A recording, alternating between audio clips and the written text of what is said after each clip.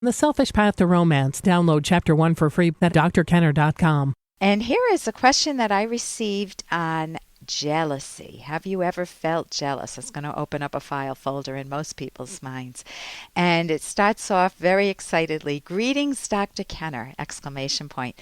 I've read yours and Dr. Locke's book, The Selfish Path to Romance, with great interest. I also valued the further reading tips and the references where you recommend other books on more specific issues.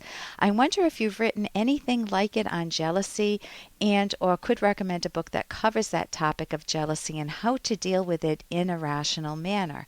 Thank you. Kind regards, Scott. And so, Scott, the bad news is I haven't written any books on jealousy, and I don't think I would. I'm fascinated with the topic, and I have had a lot. The good news is I've had a lot of experience dealing with couples and individuals in therapy who have been tortured by feelings of jealousy. And I also think most everyone has had to deal with that emotion at some point or maybe many points in their lives. For example, siblings, when you're a young kid, can often feel jealousy towards one another. Mom likes you best, or you're not better than I am, and just feeling inadequate or angry at a sibling. Or friends can be betrayed. If a new friend enters the picture, suddenly you might feel jealous that your friend may not want to be with you as much anymore. And of course, in romantic relationships, they are ripe for jealousy. So as far as resources, there are many good articles available with very good advice that you can get just on the internet. I Googled cognitive therapy jealousy, and I found several good articles. I actually got lost in them. They were a lot of fun to read. And they give a lot of good rational advice. So here are a few of my thoughts on jealousy. And the first point that you want to grasp is when you're feeling jealous, you want to be more of a detective and a scientist and say, oh, I'm really curious. Where is this emotion coming from in myself?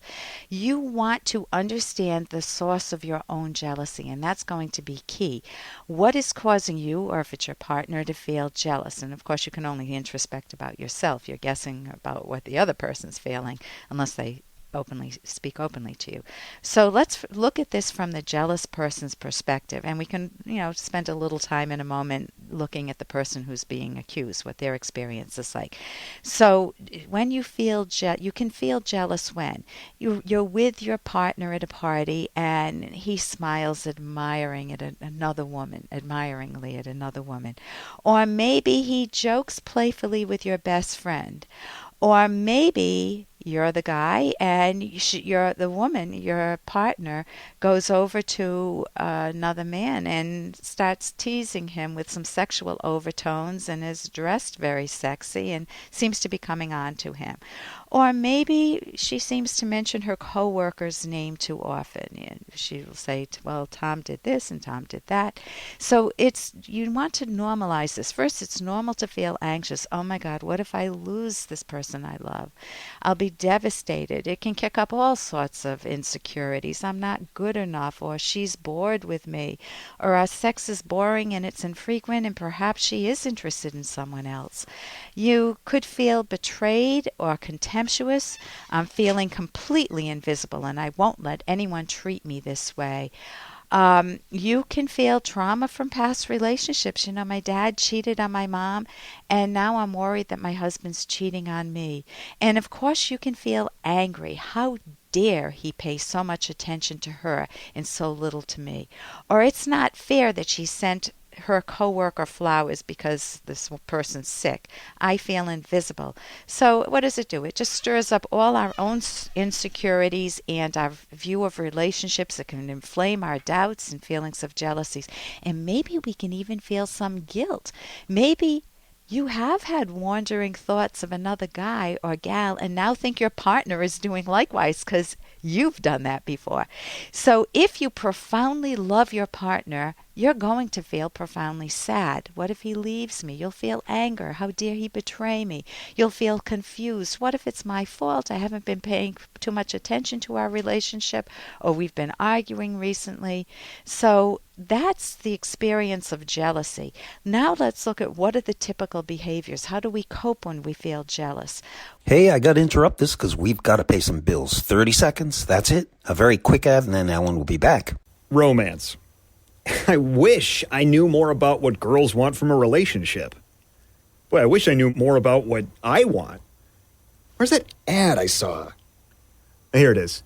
The Selfish Path to Romance, a serious romance guidebook. Download Chapter 1 for free at selfishromance.com and buy it at amazon.com. The Selfish Path to Romance.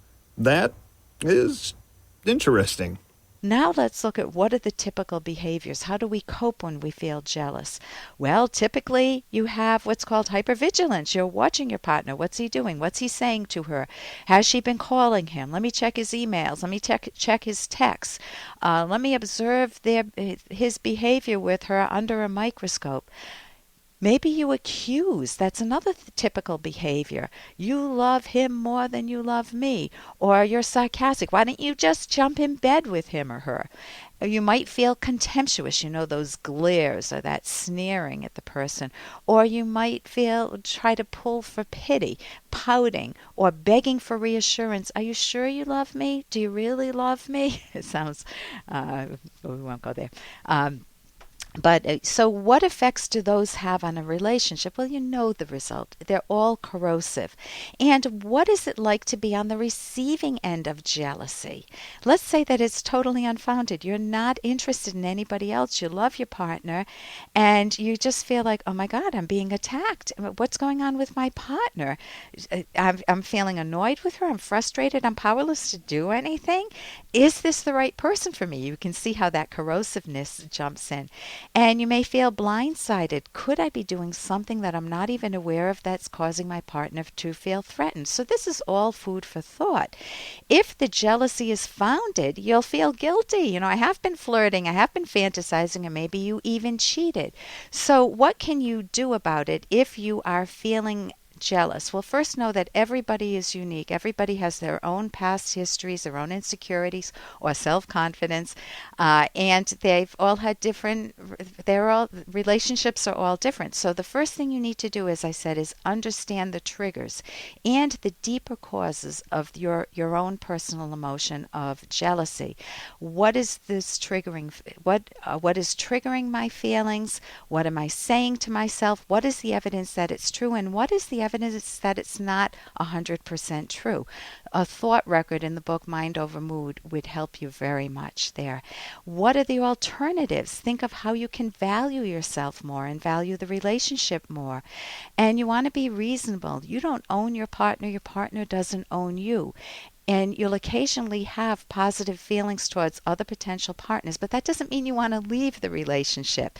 You can express your fears to your partner in ways that are not attacking. I felt a bit invisible when you didn't introduce me to these women you were speaking with. And finally, have fun with each other. You can use the jealousy as a wake-up call to enjoy your relationship more. You can notice what you love about one another, share those thoughts, plan fun activities, and laugh. I'm Dr. Ellen Kenner on the Rational Basis of Happiness. And here's a little more from Dr. Kenner. And of course, you matter. You matter most in your own life. And that doesn't mean that other people don't matter. In my life, I matter, and my husband matters, and my kids matter tremendously to me, and my parents do, and my friends. So just because you matter to yourself doesn't mean that you shut everybody else in the world out. That's a wrong view of self-valuing. When you self-value, you're going to value all your value, including your friendships and your loved ones. For more Dr. Kenner podcast, go to drkenner.com and please listen to this ad. Here's an excerpt from The Selfish Path to Romance, the Serious Romance Guidebook by clinical psychologist Dr. Ellen Kenner and co-author Dr. Edwin Locke. It is easy for arguments to get out of hand in the heat of emotion. Developing a method that calms things down and restores perspective provides a safe atmosphere in which to deal with conflict. Often this can be done with a touch of humor. Marcy and Doug used a signal system. One time they had gotten into a heated argument about something quite silly. Who would run to the store to get milk? Later they realized how trivial the issue was and had a good laugh about it. From then on, when an argument started to get heated, one of them would say, "Milk run," and they would both smile and calm down. You can download Chapter 1 for free by going to drkenner.com. And you can buy The Selfish Path to Romance at amazon.com.